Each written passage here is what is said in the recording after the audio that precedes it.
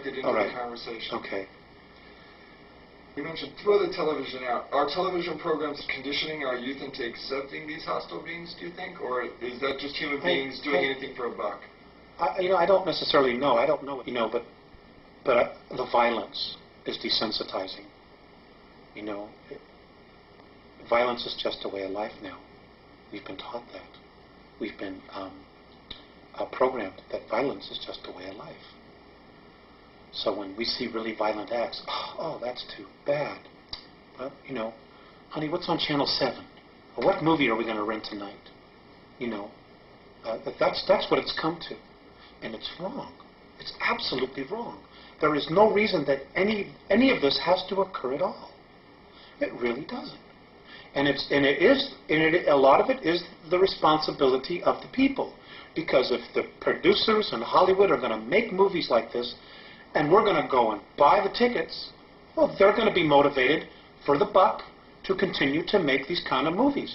Where if they spend $20 million and nobody buys a ticket, they won't be making those kind of movies. So it comes back to people taking personal responsibility for what they think, what they want to believe, and what it is that they want to create. Do the Andromedans really feel that we'll be able to reach that window? Right now it's undecided. And that's the scary part. They don't know. What would help push it forward? I don't know. I really don't know. Except for just, start listening to people that are talking. Start really paying attention to what's going on. My grandfather used to have a saying, believe nothing that you hear and half of what you see. I wouldn't believe a thing that comes out of Washington, D.C. In fact, it's my own personal belief that this next election that's coming up next year in November, that every American should march on Washington, D.C. and should fire every single person that's there. They have run this country into the ground. They have totally sold us out to the United Nations for a buck, for the debt. And, even the monetary system, it's just a belief system. We could change that tomorrow if we wanted to. I mean, we're so intelligent. We could create something different, but we're believing, we've got to have this money. Do you know that we're the only race in our galaxy where people starve, that people are homeless? I mean, it's such bull. It doesn't have to be like this. If you're alive and you're on a planet and other civilizations, even the Draconan races, they take care of their own. They don't sell out each other like we do here. They don't throw somebody in the street because they don't have a paper, which is really what it is. The only value on it is what we believe it is. They just don't have that. They don't let children starve. They don't feed grain to cattle that feed 20% of the population and let the other 25% that need the grain starve. It's unconscionable. They would never even think to do that. But we do it here. For bucks. For money. For power. That's part of that conditioning process that's been going on 5,700 years. That's part of it. But the responsibility is that there are people that know what is going on and they play the game anyway. They don't have the courage to say, look, folks, let's deal with the realities here. We don't have a guy that's strong enough in office as president to stand up and say, you know what, ladies and gentlemen, we've really been sold out. That there are forces within our government, like what Kennedy tried to do, that just flat out want to destroy the United States because we're too good, because we have too much. Instead of raising the consciousness and the life, everyday life, what's the word I'm looking for? A standard of living of instead of raising the standard of living that we have globally, they would rather just destroy the United States, destroy our standard of living so that we're comparable to everybody else. So now everywhere is a third world nation. And that's exactly what they're doing. And they're doing it for power, for greed. We're selling out our own, and it's just... something's got to be done. Could you describe the human military bases on the dark side of the moon, Mars, and the Mars probes as Andromedans, and how the Alpha Draconans fit into this scenario? The Mars probes, the Russian and the US one, they're gone. They were destroyed. They're history. There's no secret here about, well, it's taking pictures privately. You know, and it doesn't matter whether you believe that or not. It's history. Okay. March of '89, the Russians took pictures. Mars was invaded. We had a human colony there of 300,000, so I'm told. One was underground, one was above ground, Adam and Eve. They're conquered. They're being taken over. The human beings that are from Earth, that volunteered or were kidnapped to go there, are in deep trouble. Many of them have already been eaten. Some of them have already been killed. There is nothing we can do here as a race to help them. So Mars was conquered by the Alpha Draconis. That's right. They came in there. There's 100,000 of them there.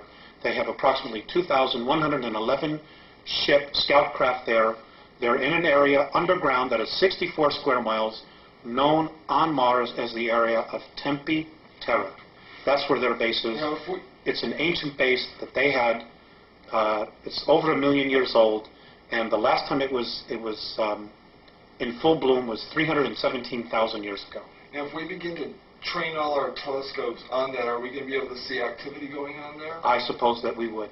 I have a feeling that they already are seeing incredible amounts of activity, but they're not allowed to say it. They're just not allowed to say it. Nor, who's going to want to jeopardize going to jail, being ridiculed, being fired, giving up everything they have to come up and say, well, I'm an astronomer, and I was looking at Mars, and I saw alien craft, and I know there's a base there, and it's being conquered by reptilian aliens. Who's going to have the guts to come up and say it? Nobody in the power elite. Nobody wants to blow their mortgage. But somebody's going to have to, right? Well, yes. But eventually. It's going to be too late by the time they do it. Is that what you're thinking? Yes. And that's exactly what the Andromedans are thinking.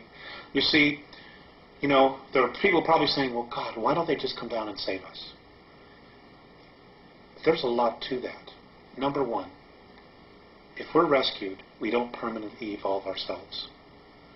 Number two, we won't take responsibility. If something goes wrong, we can always blame it on them. Number three, it doesn't just change our reality, it changes their reality as well.